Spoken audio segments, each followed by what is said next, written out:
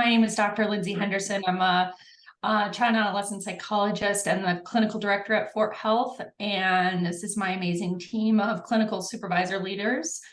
Rachel? Hi, I'm Rachel Tenenbaum. I'm also a child psychologist and one of the clinical supervisors. I'm happy to be here with everyone today. And then I'll pass it to Jasmine. Hi, everyone. I'm Jasmine Edwards. I'm licensed mental health counselor and registered nurse, clinical supervisor here on the team as well, located in New York. And I'm so excited to be here as well. Molly? Hi, everybody. My name is Molly. I am a licensed clinical social worker and also a clinical supervisor here. And thank you for having us.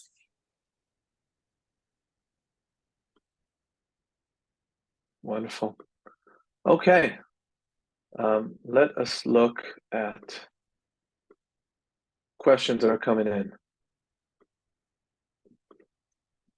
Okay, so if you'll see on the webinar itself, hopefully everyone can see there's a Q&A panel. I see Iona already asked me. Oh, there we go. Okay, how early is too early to take a kid to see a therapist?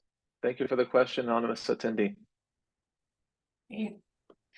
Well, I'll jump right in.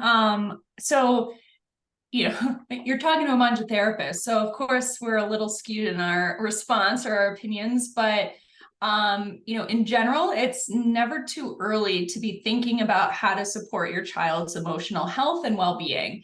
A lot of what we do at Fort, we go down to age 4, but a 4-year-old is not sitting on a couch talking about their feelings for 50 minutes.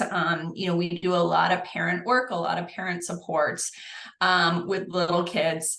And, as a parent myself of 5 and 7-year-olds, I see the power of just teaching kids how to put names to their emotions, how to feel comfortable with what they're experiencing, how to know that what they're feeling is normal and not anything to be scared of, or when they should maybe ask for help from a trusted grown-up. So when we talk about back to school stress, one of the things that comes up most frequent with stress and anxiety is just the way it presents physically. And so with a little kid, you might see things like a sleep regression or separation anxiety or complaints of a stomach ache or a headache or and that's where it's really never too early to kind of start teaching your kids about how our minds and our bodies are connected and how to talk and name our feelings, talk about them, and learn to gain some not control over them, but some knowledge of them and power over them. So I would say never too early, but we also don't pathologize kids. We just want to start a healthy conversation about feelings. Wonderful. I'm going to read out a question that we received last week and did not have a chance to answer, and it's a very common one. How do I motivate my child to go to school if they're catastrophizing and refusing?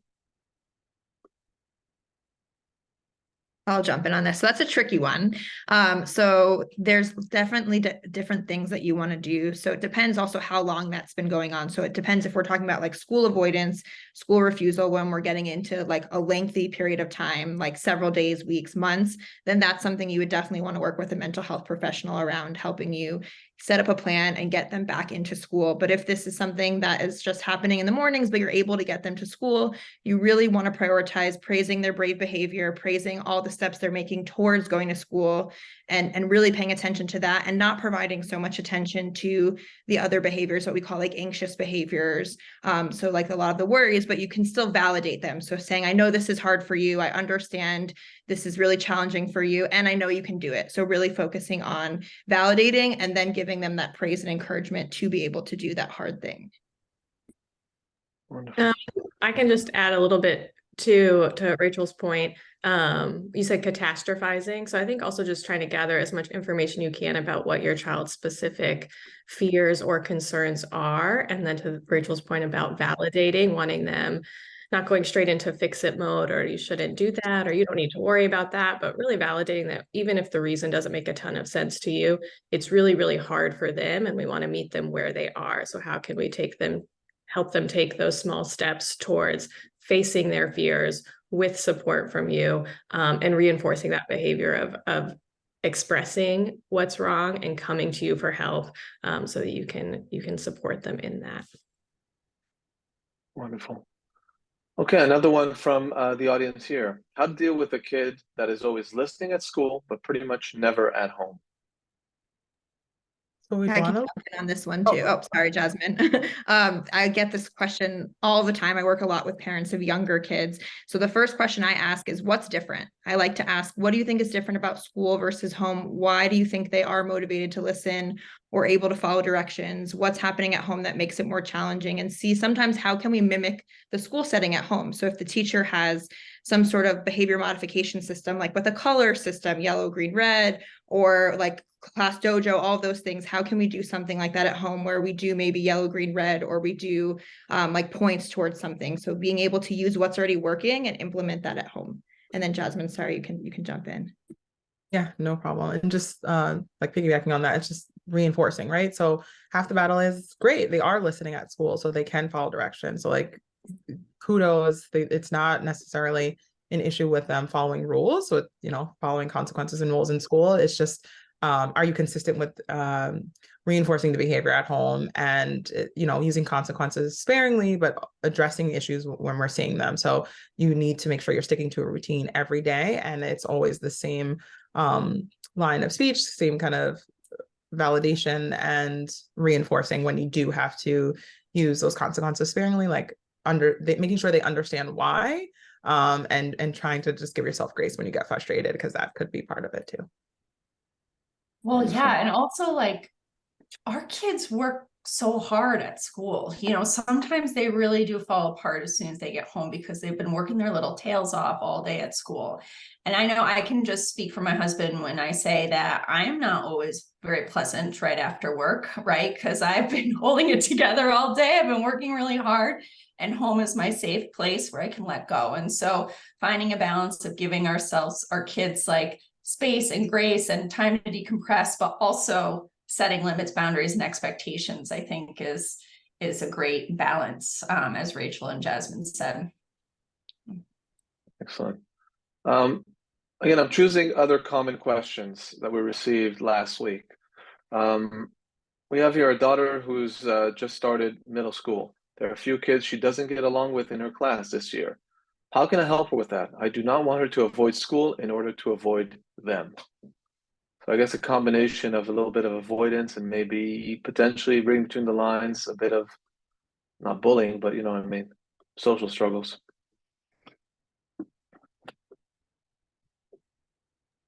I can jump in. Yeah, I think if we're wondering if it's bullying, first, we want to, again, try to gather as much information as we can. So helping kids differentiate between just negative, challenging interactions with peers versus bullying, because our approach will be different, right? In terms of how we might want to intervene or partner with the school in addressing that. But assuming this kid's just having some social struggles, not getting along with kids, or some kids that she wants to be friends with don't want to be friends with her, I think a lot of the CBT strategies we use at Fort, so CBT, cognitive behavioral therapy, can be really helpful with kids here. So that's some of that feelings education Lindsay was talking about, and then helping them draw these connections between their thoughts, their behaviors, and their feelings. So when kids are mean to you, what comes up for you? What's your reaction? How are you feeling? What are the sentences running through your brain? Are you thinking, no one's ever going to like me? I can't do anything right. And then what's your response? What's your action there? And so we can really work with kids to build their insight around how they're interpreting situations, how they're responding to situations, and teaching them where they might be able to create some change so that they feel more in control. So even if we can't change the situation for them, we can't make these kids be nice for them, we can't make these social situations go exactly how they want to, we can teach them where they do have control, so that they can feel more confident in how to handle that situation and be able to get to the other side of it without a total meltdown or feeling totally out of control or wanting to avoid school. So while we can't make everything easy, we can give them these skills to take care of themselves and build their ability to manage these things as they come up. Yeah. Wonderful. Another one from the group here. My daughter is 9, 4th grade. Since she was 2 years old, she never let go of the word no in cap. Whenever we ask her something, her automatic answer is no, and quickly crying when we assist on our ask. So a bit of PMT advice here, please. I'll jump in for this. So this is really challenging and really common too. I hear this all the time with kids from 2 years old all the way till teenage years. So it really depends on what's happening with the behavior. So we really want to focus on the behavior, because a kid can say no, or I'm not going to do that, and then still do it. And we really want to focus on that and then give them praise when they are doing what you're asking them to do. So we want to really ignore those minor misbehaviors like the whining, the crying, the saying no. So completely removing attention. And then as soon as they're doing what you ask them to do, then giving them lots of praise. Thank you so much for listening. Thank you so much for doing that, even when it was hard. I love that you worked so hard, even though you were frustrated. I'm so glad that you put your shoes away, even when you wanted to watch video games or play video games, whatever it is. So really focusing on what that behavior is and ignoring those minor misbehaviors. Rachel, I think we say two things, right? We say catch them being good, which is what you're talking about. So catch the behavior you want, but can you say a little bit more? Because this is can you say a little bit more about what we mean by when we talk about labeled praise, or how important labeled praise is? Because, well, can you just speak about that a little bit? Exactly. Yeah. We always say labeled praise, and for a specific reason. We don't want to just give what we call unlabeled praises, which is like good job or thank you or awesome, because then our kiddo doesn't know what we're actually praising them or proud of. We want to give them a specific behavior that we like, that we want to see more of. So thank you for listening. Good job following directions. Thank you for sharing with your sister. So it's very clear what it is that we're praising them for. So that's what we call a labeled praise, where we give some sort of encouragement or praise statement and then the specific behavior. So we attach them together. Yeah, thank you. And another nugget is, praising the effort as opposed to the outcome. So with a kiddo who's worked their tail off to study for a test and gets a B-, and that child has worked really hard for that B-, you praise the effort and not so much the outcome or the product. These are like kind of just labeled praise, catch your kid being good, ignore the negative, like praising the effort and not the result. These are just really kind of foundational sort of ideas to keep in mind that that can really help you navigate as a parent. Like you've got a fork in the road so many different times every single day, like dozens and dozens of times, and some of those are foundational concepts can really help you sort of navigate on the spot, which is the best path to choose. Yeah, another concept that I learned from you guys, as as the only non-mental health professional from the fourth time on this call, surprising term that I learned from you guys is active ignoring. Right? As a parent, I am wired to actively seek instances my child is behaving badly, let's say, but active ignoring basically is a principle that has taught me to actively ignore some of the bad behavior, as long as it's not completely interfering with the household or dangerous, and then continue to actively ignore until they do something good. So if my child, for example, does not want to take a shower, I am going to actively ignore that. And then when she finally relents, I'm going to praise her with specifics. So that is, again, something to a layman like myself was surprising to learn. I'll just one quick, oh, sorry. I'll just have one. I love that you mentioned that, because I think it's not always so intuitive. And the other really key piece is just consistency and how you're responding to that no. So kids get used to the strategies they use to get your attention. They figure out what works and they keep doing it. And if, we're engaging in active ignoring 4 times out of 5, she's just going to try that same behavior 5 times till she gets the attention she's looking for or the response she's looking for. So it can be really, really challenging, but to be as consistent as possible with ignoring those minor misbehaviors, like Rachel and Shai said, and then as soon as you catch them being good, really laying on the praise, engaging actively, letting them know you see that, you appreciate that, you're proud of that. And expecting to an extent that as you sort of shift the way you're responding, you might see an increase in that behavior, because your child is really used to getting a certain response from you, and they're going to double down. They're going to try harder to get that response they're expecting before they really learn and accept that, okay, that's actually not working for me anymore. This is what's going to work. So I just want to name that and normalize that you might first feel like this is not working, things are only getting worse, and that's actually a sign that it is working, and you just got to keep consistent a little bit longer while your child adjusts and learns this sort of new dynamic you're establishing. So Molly, you have actually leaned into a question that came up about saying more about actively ignoring. When I employ this, the meltdown gets worse and worse. Sounds exactly like what you were describing. I guess the follow-up question that I would have, I'm going to represent the parents here. When is the threshold? When is enough enough, right? Because at some point we can continue. So what are some signs when maybe I need more help here? Yeah, I'll jump in. And I was going to say something about, we want to understand what's underlying the meltdown or the crying after the no. So there could be some underlying anxiety or something else going on. So that's when we say we need some additional support. We need to work with a professional to see what's kind of underlying these behaviors. If it's not just for control or difficulties following directions, if there is something really underlying that, like anxiety. So that's where you'd want to seek that help. But in those moments, you really do want to hold through. You really do want to ignore until that behavior even changes a little bit till it goes down. The meltdowns are okay. All of those minor misbehaviors are okay. But you said this, Shai, when it gets aggressive, destructive, that's when we don't ignore. That's when we jump in and there's a consequence. So that's kind of the threshold I teach parents is, as long as they're safe, it can continue for as long as it needs to. Once we cross that threshold to not safe, then we can swiftly intervene. Right. Right. It is important to know that a lot of times they will try different strategies as well to get you to stop actively ignoring, right? So this one we got to hold strong. Consistency, by the way, applies not just consistency for you as a parent, but also if you have a partner who's also doing caregiving, consistent with them as well, right? Kids are very, very good at finding our weaknesses. And if they realize, okay, mom is strong, but maybe dad or my other mom not as strong, that's exactly where they're going to go. And I just want to jump in, Shai, and say one thing is, this is really hard. This is like one of the hardest things you might have to do as a parent. And you want to be able to figure out what works for you, whether it's like tag teaming with your partner. So when you are like, I'm done, having some signal that they can jump in and you can step away for a moment. Headphones, like all the tricks, like being on your phone, keeping yourself busy, whatever you need to get through that moment, use those tools for yourself, because this is really, really hard. Wonderful. And yeah.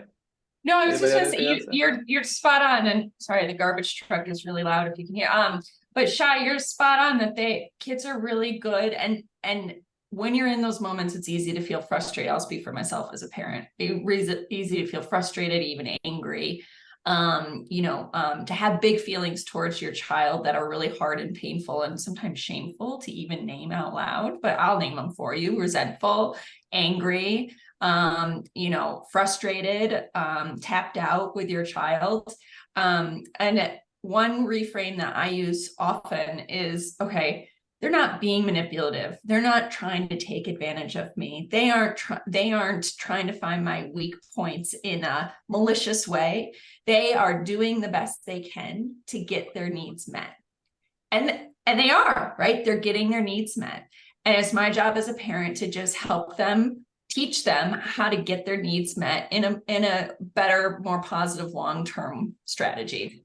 But they are doing the best they can to get their needs met. And it's as simple as that. And that kind of takes the emotion out of like what comes along with how hard parenting is during some of these moments. Absolutely.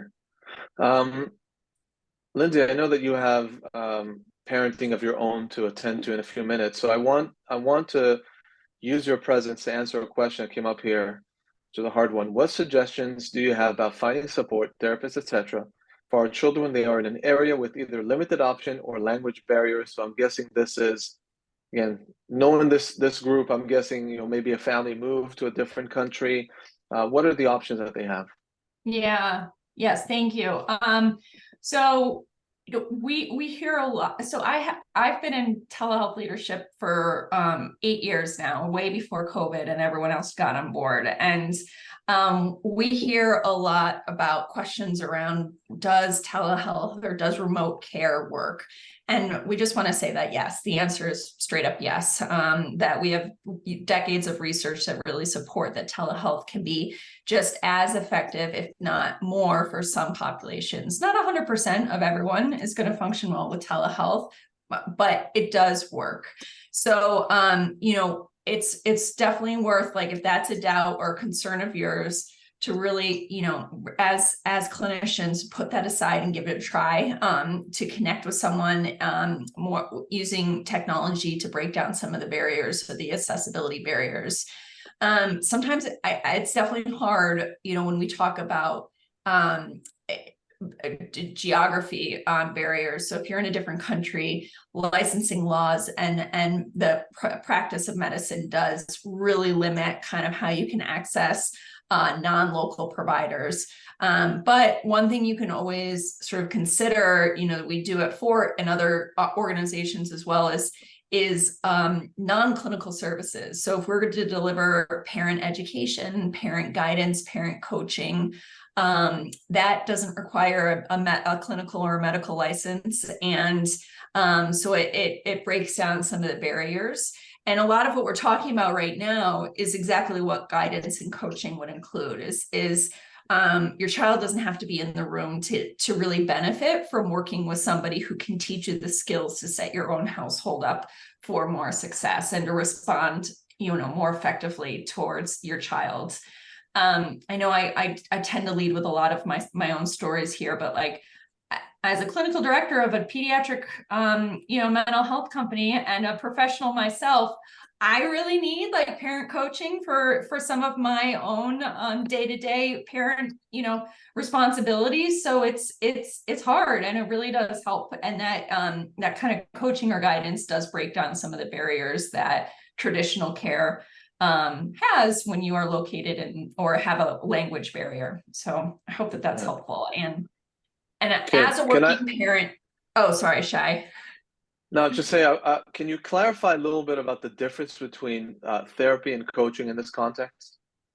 Sure. So therapy and psychiatry, those are clinical services that you have to have a licensed provider to engage with, to provide under very specific circumstances, and that can be billed to insurance companies, to health insurance companies. There's appropriate billing codes and sort of structures and requirements for that type of care. Coaching is more of a educational and guidance approach to giving parents or kids, more skills-based, directive, action-oriented kind of contents or material that does not include making a diagnosis. An insurance company most likely will not cover it, and you don't have to be a licensed clinician in a specific state or country in order to provide it. So it can sound like a fine line, and we tread that line very carefully at Fort Health, but I hope that helps to kind of clarify just sort of learning as opposed to engaging in clinical treatment.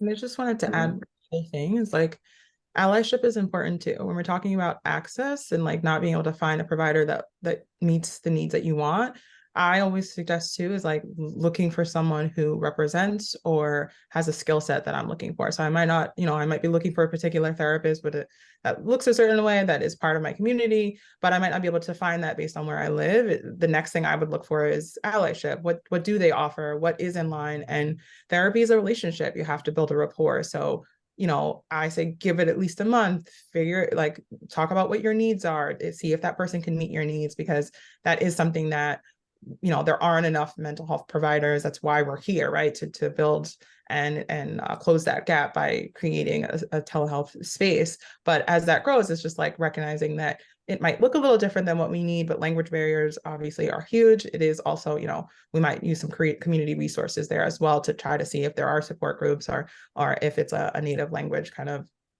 area, but representation and all of that is also extremely important. So just considering that as well. Wonderful. Another question from the team here. I've read a lot about whining and that not all kids are whiners. What can you do when the answer is always in whining form?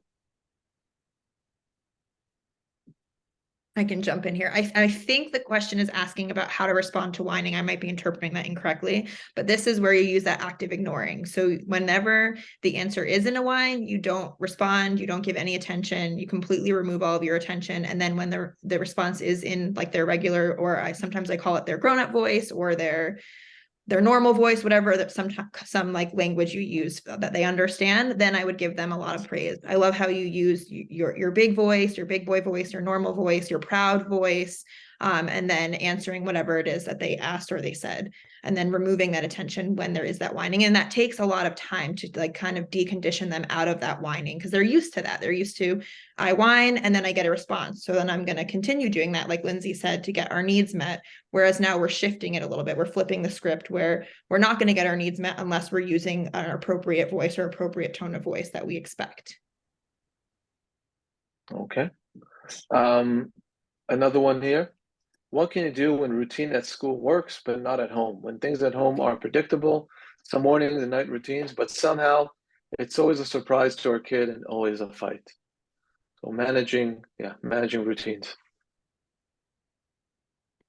This is a really great question. And because this kind of goes back to, we're doing the same thing that school's doing, but it's not working. So we want to try to figure out, well, what is it about at home that makes it more challenging? And again, kind of what Lindsay said, this might be their safe place where they do thrive in routine, but at home they're more comfortable kind of melting down or having more challenges when things are hard, versus at school they can push through. So anything that you can do to help support them, whether it's making a list or making like a visual chart and going over that several times, maybe even the night before. Remember, in the morning we get up, we brush our teeth, we get dressed, then we have our breakfast, and then school. And like you might need to repeat it over and over and over. And then sometimes we might need to implement like a reward system, so that if they are doing those things that we ask them to do, then they can get a quick, easy, either whether it's like a reward. So it could be as small as like one M&M, a sticker, or it could be a privilege, depending on the age of the child. So if they're younger, it has to be immediate, it has to be right away in the moment. If they're a little bit older, they can earn like a token or a check mark so that later on they can get some sort of privilege, whether it's like special time with mom or dad, getting to pick dessert, getting to pick the movie, getting 5 more minutes of like reading book time at night. It could be as simple as that. So making sure that they're working towards like those routines. So giving them that reward for whenever they are doing anything in line with that routine, then giving them like praise, labeled praise, and then some sort of reward. Yeah, I would just add too, I think we're all therapists, but sometimes I feel like I'm like an investigator too. Like we're trying to figure out what's underneath that behavior. And then the response will be tailored to that, right? So maybe they really are confused or overwhelmed by the routine, or maybe when it's a fight, they get to stay up a little bit longer, or they get more one-on-one time with you, like Rachel said. So really slowing yourself down a little bit to say, let me try to really understand what is beneath this behavior. What is my child getting out of this response? Is it serving a purpose for them, or is it that this routine doesn't make sense and is really overwhelming? And then seeing how you can address the need that you think is being met. So all of the ideas Rachel mentioned are really great, and thinking about, if it is they want to get more of your attention or more one-on-one time with you, maybe right before bedtime, you can implement, okay, we have 10 minutes, you pick an activity, you and me get to have this special time right before bed, then it's this, lights out. And just validating and normalizing, it might take some trial and error to figure out what works for your kid, and that's okay too. But yeah, that can be really, really challenging, and something I think a lot of parents can relate to, trying to find routines that work consistently for your kid. Mm-hmm. Here's an even tougher question, and please answer to the best of your ability. I will caveat by saying that no one on this call is a child psychiatrist. We are not going to be talking about medication, and let's not treat this as a prescription or anything resembling a prescription, okay? So with that caveat, question, what natural or over-the-counter supplements are recommended for children 8 to 12 years old to address deficiencies associated with ADHD? So I'll jump in on that. And again, none of us are medical providers. So understanding that we don't usually give medication or supplementation advice. This is something you'd really want to talk about with your pediatrician or medical provider. But if you look at the research, like we don't really know. That's the tricky part, is that there's a lot of research for different supplements, different vitamins that people are saying help some of those deficiencies with ADHD, but we don't have like an ironclad answer for that. So a lot of times it's trial and error, and that would really be up to you and your pediatrician what you're comfortable trying out with your child. But we do know that there are other things that can be really helpful. So if we look at the research, we know that some of these like parenting strategies we're talking about are really helpful for kids with ADHD. So that we have research to show. And then if we're talking about medication, that's obviously working with a psychiatrist and something different. But there is also evidence and research to show that that can be really beneficial for some of these deficiencies that we talk about with ADHD as well. Another one. What can we do when our fourth grader still has not mastered the art of entertaining themselves, for 5, 10, 15 minutes, and as an only child, always needs to be entertained by us or TV? Again, it's not a caveat, it's just a build. Who here, even as an adult at this point, is capable of entertaining themselves? So again, as a parent, I just want to preach to give our kids some grace, because none of us have, or even those of us who knew how to do it, we have lost our ability to do it. And with that, let's try to give the best answer that we can here. I can jump in on this one too, because I actually just helped a family with this yesterday, because this comes up all of the time, especially when we're talking about like the firstborn child or an only child. They get really used to a lot of that one-on-one attention, and then that becomes the norm for them. So we really do need to teach them how they can spend time by themselves, or spend time engaging in some sort of activity by themselves, because you can't always be with them. They can't always be with their friends. So it's taking that practice and breaking it down into really small baby steps. So I'm talking about even 5 minutes. So we set it up, the expectation that they'll play on their own for 5 minutes, and we might need to help them decide what kind of activities they can do for those 5 minutes. So have a really good plan with them. You'll maybe play Legos for 5 minutes, help set it up for them maybe. And then when they do that, that's where you can give that labeled praise, and you can work in a reinforcement system as well. So if they're able to play by themselves for those 5 minutes, then you can play with them for the next 5 minutes after that. So that would be the immediate reward. And then you build up from there. So really getting them used to that playing alone, being alone, entertaining themselves time. But it is really hard, because again, as Shai said, it's hard as an adult. So it's something that we're starting to teach them how to do that, but it's never going to be like, oh, now they're completely independent 100%. They can always entertain themselves. It has to be that like starting really small and just getting them more used to it. Right. And independent play it's a skill, right? So they might need more coaching. Sometimes I think we sort of might feel like kids should know how to do this, or this is something they just figure out naturally. But it might be something you really need to break down for them and structure those 5 minutes. Like Rachel said, like, okay, for these 5 minutes, do you want to draw in your coloring book, play with your Legos, or, give them a few options of things they like, so that they're really clear on what you're expecting of them in those 5 minutes. And then that behavior will be reinforced by the praise you give them, by that time with you afterwards, and they'll build their confidence that, oh, I can do this. Like, that was actually kind of fun. I like coloring. I spent 5 minutes coloring, and they'll feel more confident and proud of themselves, and maybe opt into more independence as you sort of up the ante with them. And echoing like what everyone's saying, is like giving grace to that too. They've had you to themselves for 9 years. And if there's not another sibling or a family member coming in, like it's going to take time for that to feel good and build that skill to be evident. So, just being mindful and owning, that could be frustrating for you. That could feel annoying at times, but it's a practice. You're going to consistently stay with it, and also just paying attention to their socialization and like getting them involved in activities as well, as like that will help with that. But again, it's hard for me to sit for an hour and not get distracted by 5 different things. So it sounds like there's some boredom, but also some attachment to being the only child, and always like, oh, I have my parents, I'm going to go to them. So like helping them build that skill. Awesome. I have here a message from Iona that the chat is disabled. Maybe Q&A does not work for everyone. So I'm going to try and work on the chat. But while I do, here's another common question, one that we received actually over emails as well. How can I help my child handle stress and anxiety That specific one was for a junior in high school, especially during tests and the upcoming college application. So we know that the college admissions rate has been dropping significantly. Kids are under more and more stress. How can a parent help a child handle that school stress?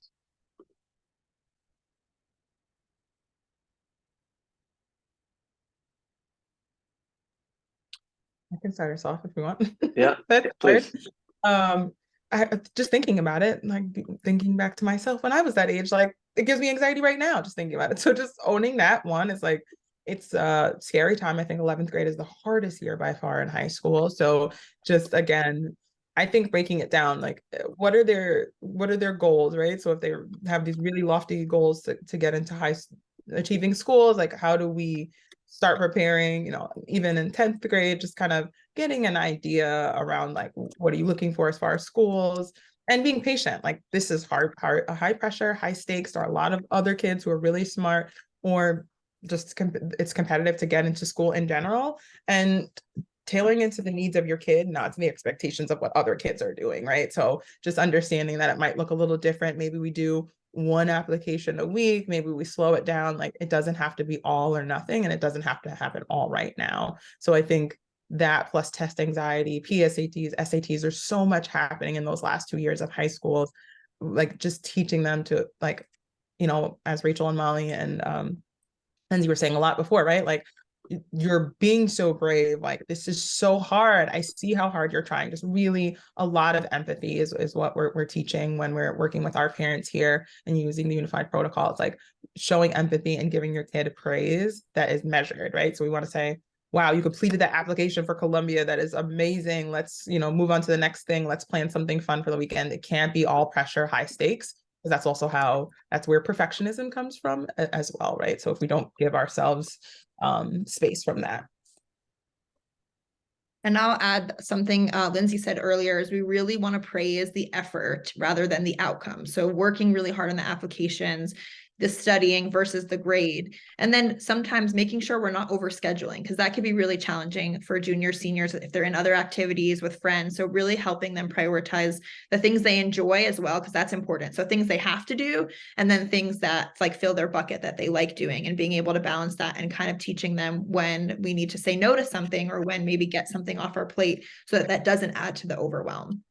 I think this is an age too where it can be really helpful to be intentional about providing like balanced messaging for your kid in terms of it's an age where you can feel like the rest of your life, you're about to like make or break the rest of your life. If I don't get into college, like I'm not going to get a job, I'm not going to do this, I'm not going to do this. And really trying to provide some balance in how our kids are viewing this stage of their life. Like you have these goals that are great and we want to support you in achieving them, and helping them see maybe like broaden their conceptualization of what their options are, helping them see their strengths, and really imagining, just imagining a few different types of futures that might be nice for them. If you don't get into your dream school, your life could still be great, and providing some of that balance. Because I think even at school or from like your peers who are doing certain things, kids just feel a ton of pressure at this age.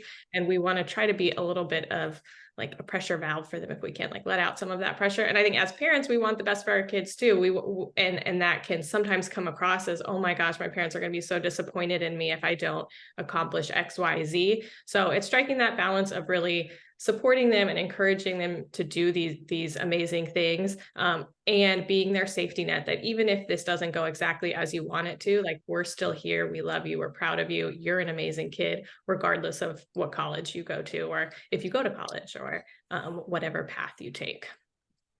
Amazing. A question here, follow-up question from Gina, and I'm actually curious about this myself.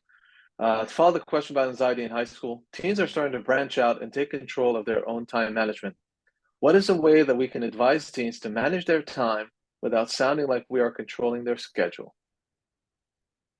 I'll jump in here. This is a really tough one, especially if we're talking about any teens that have ADHD with like executive functioning challenges, then it becomes a little bit more difficult. But really what you want to be able to do is teach them the tools that they need. So equip them with what they need, teach them how to use their planner or their calendar, making lists, helping them break down larger assignments into smaller goals, and then letting them try, right? So giving them the opportunity to try and then being able to step in if you need. So determining what is the expectations in your house. So if the expectations are homework gets done the day of or whatever it is, so then giving them, this is the expectation, being very clear about it, and then giving them that space to try it out. And then if they're not able to do it, then you step in and say, we made this agreement. You're supposed to have your homework done by the time you go to bed or by the time it's dinner. So how can we work together to make that happen for tomorrow? So praising their effort, also anything that they did try, and that independence is really important too, because we do want them to step up and be able to do this, but scaffolding that for them, meeting them where they're at and seeing how much support do they need and when can you pull back a little, let them test it out, and then when might you need to step in and then help them create a new plan and then step back again. With teens, I like to use the framing of values too.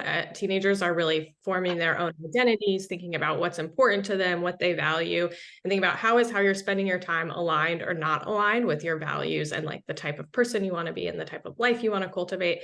And I think that really gives them a level of autonomy in that conversation about linking how they're spending their time to what they want to be doing. And you're really reinforcing like the ways they're becoming their own person and forming their own identity. So I think that framing of values can be a way to have that conversation feel like more collaborative and like you are giving your teens some more autonomy and not just handing down a directive, while also sort of nudging them to see maybe the more worthwhile ways to spend their time versus some of the things that maybe aren't as productive or aren't as useful or aren't as healthy for them.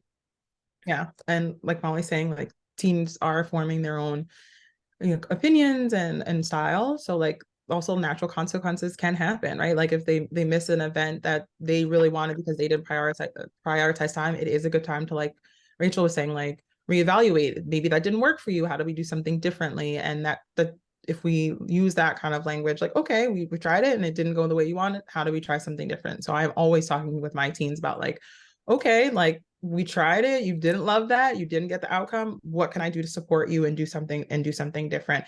Do you need my help talking to your mom and dad? And that can always be like a good family session. So just letting them know like you're giving them enough space to figure it out. But how many of us have managed our schedule and it didn't go right that week, right? So like we also can acknowledge that it's just not always going to be perfect and we have to be able to navigate that and try to bounce back to the best of our ability. But teens are, really gaining resilience at that point. So they usually can understand it when I break it down that way. I'm like, okay, well, if you want this to happen, how do I help you? And how do we make room for all this other stuff you tell me you have going on? Right. Question here. And thank you for sharing that with us. It's pretty clear that our kid has anxiety. It runs in our family, but it translates to everything, including eating, like a food phobia. We always cook different meals for our kid. It's so hard to keep doing that, and also very hard when going out. What do you recommend we do? Yeah, so this is a really challenging one. And I want to commend that you're noticing there's anxiety, it's underlying things. And when we're using words like phobia or things that are really impeding and getting in the way, that's when I say we definitely want to work with a professional to help us on these things. Like there's definitely things you can start doing now, but you will definitely need to kind of work with someone hand in hand to address a lot of this anxiety, especially if it's causing like such interference and impairment in their life and your family's life. But one thing you can do is starting to structure how you're going to respond to that. So maybe starting with foods that are more comfortable and then giving them choices. So instead of just they get to pick what they're eating that day, you give them 2 comfort foods and ask them to choose. Or you can start with like the no thank you bite. There's all different ways that you can start just getting them more used to trying different foods and starting really small, but you're really going to want to work with a professional to help you build towards your goals. This question too, I appreciate the asker. It made me realize we haven't touched on the idea of accommodation yet in this conversation. I think several parents have asked about how to support anxious kids. And one, that the hallmark trait of anxiety is really avoidance, right? So with kids who are anxious, they're avoiding something, whether that's school or foods or social interactions. And as parents, we often want to meet them where they are. We want to sort of rescue them, and we accommodate that avoidance, right? So we might say, okay, you don't have to go to that party because it's too stressful to see kids, or okay, you can stay home, but just today, or whatever the avoidant behavior is. And in the moment, that feels really good. We all avoid the anxiety, we get to move on. And in the long term, that can actually reinforce the anxiety and make it bigger for the kids. So the more we allow them to avoid the things that spark that anxiety or that cause fear, the more that anxiety is going to grow and feel more impossible for them to face. So the suggestions Rachel gave for this example about how to help them find foods that are more comfortable to eat are a really great starting point, where you're not totally partnering with them in that avoidance. You're not cooking a million different things for every meal, or accommodating every request they make, and then they're still refusing the food. But you're giving them some options, giving them some control, while also holding a boundary around, these are the options, and we're not going to go beyond that, and you can choose. And if you don't eat, that's okay. There'll be another chance to eat in a little bit. So really trying to find that balance of not being overly accommodating to avoidant behaviors and still offering your child the support they need, so they can take these small, manageable steps towards facing those fears or those anxieties. Right. I'm going to tap into past questions from last week for another very common one, which is how to help a child manage a panic attack in the moment when it happens.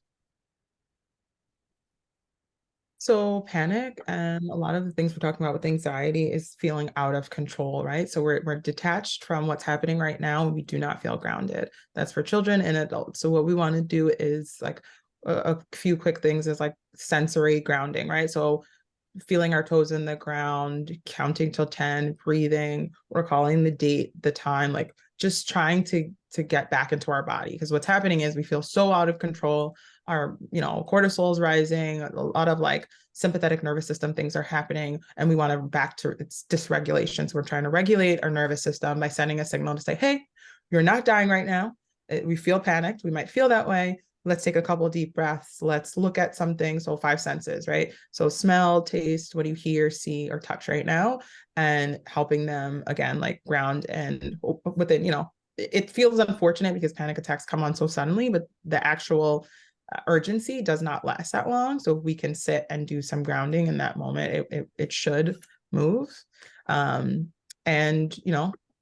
water, sitting with the teen or the child and letting them know, like, okay, you're not alone, you're okay, and being able to be a safe space to process after that, because it's not a place to process. We want to fix the urgency and calm down the nervous system pretty quickly. Mm-hmm. There's again something that I learned from you guys, that anxiety is the body's alarm system being overly active, right? And it is probably the only mental health condition that shows up extremely clearly in physical manifestations. So if we can teach the body's alarm system to relax a little bit more, if we could calm down some of those physical manifestations, then it helps ease things up. This up, you're gonna start seeing patients. Oh, no, not yet. Okay, another one from last weekend. I'm choosing the most common ones. When my son, who's a 3rd grader, says, I'm not anxious, but he clearly is. What is the best response as a parent? I want to avoid a power struggle. I think in these situations, I love like the idea to avoid the power struggle, because right, we don't want to say to him, well, no, you're not, because like you're then downplaying what he's experiencing or what he's saying, but maybe teaching him about anxiety, about like the physical sensations in our body, about maybe even things you're noticing. So even behavior. So teaching him, I notice, for example, maybe every time we're going to go see your friends, you start to snap at me a little bit more, or you have a harder time sleeping the night before. So kind of pointing those things out to him and maybe asking him what he thinks that means, or what does he think of it. And he might not. So some kids, especially at this age, don't understand what anxiety is or how it would show up in their life. So really giving that education and helping teach them to start noticing it, and then when it might get in the way of things that matter to them, and then teaching them some coping skills. So even if he says, I'm not anxious, he can still use the breathing techniques or grounding like Jasmine talked about. So even if he says, I'm not, he can still use them, and they can still help him to calm his body down. Yeah, I would be curious what he says he does feel, and not worry so much about if he's using the word you would use or not. If he's able to, if he has insight enough to express his feelings, then meet him where he is, whatever language he's using, that's fine. Use that language. If it's more, he can't identify those emotions at all, that's where we can offer some ways to practice that. So giving him options of different words he can use, talking about the body cues, like Rachel said, like have him like act it out. Like, what does it feel like right now? Are you really tense? Are you really hot? Do you want to run around? And helping him sort of build some insight that way, giving him different ways to express what's going on. If saying I'm anxious isn't working for him, or he doesn't understand that, how can we give him different outlets, whether that's through that physical expression or some sort of creative expression, just to help him understand what he needs in that moment so that he can use those skills that Rachel was talking about. How can we help this kid identify, even if he doesn't want to call it anxiety, this thing is happening to me and this is what's going to help me. So yeah, getting creative there. And then again, if we want to teach him, if it's just the word that's throwing him off, there are lots of really like cute resources out there for kids to help them understand anxiety. If you do like a YouTube search, there's tons of cute videos to help them understand, or if you're working with a professional, I'm sure they have tons of activities as well, taking time to provide that education, because that can be powerful too, to be able to name your feeling. We know even just the act of naming your feeling can decrease the intensity of that feeling. So giving him a word that works for him, whether it's anxious or nervous or scared, is in and of itself a really significant skill and a way to decrease the intensity of what he's feeling in the moment. Right. Last one from Stephanie, who actually was instrumental in putting the session together. Did we already talk about defiance, just ignoring the parent entirely, with or without throwing a fit? Yeah, so great question. And so we did, and defiance is really challenging. So it depends what is causing the defiance or what we're describing or defining as defiance. So we really want to understand what's the function of the behavior. Why is the child not listening or not doing what we ask them to do? And there could be lots of different reasons. So that's step one, is figuring out what are they getting out of this, or what are they trying to do by not listening, whether it's getting out of something or getting into something too, like if it's something that they want and then they're getting that by not listening. And then really using these techniques that we talked about, so talking about the active ignoring and also like the rewards and the consequences, and setting up the expectations and being really consistent so that you're reducing that defiance and increasing the time that they do respond appropriately or the way that you want them to. Wonderful. Yeah. From Iona, and I agree, we're approaching 1 p.m. So thank you very much to our panelists. Thank you very much for Parent at State and everyone who joined us. If you need more help, if you have more questions, you can visit www.forthealth.com. We will send an email as well. On our resources section, there are additional webinars. You can also ask us questions and we will respond and post answers on the site. And of course, if you live in New Jersey or New York, our therapy and psychiatry services are available to you. For everyone else, from DC to Doha, we do parent guidance sessions, as was mentioned. That's available to everyone around the world.